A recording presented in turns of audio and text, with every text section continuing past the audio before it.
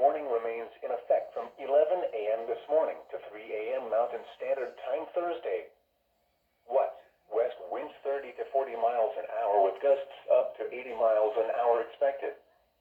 Where? Teller County and the Rampart Range including Pikes Peak, Eastern Lake County above 11,000 feet, Eastern Sawatch Mountains above 11,000 feet, and Western Chaffee County between 9,000 and 11,000 feet.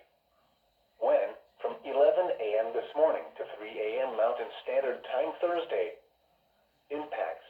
Damaging winds could blow down trees and power lines. Power outages are possible. Travel will be difficult for high-profile vehicles, especially along north-south roadways. High wind warning remains in effect from 2 p.m. this afternoon to 3 a.m. Mountain Standard Time Thursday. What? West winds 25 to 35 miles an hour with gusts up to 60 miles an hour expected. Where? Portions of central, east central, and southeast Colorado.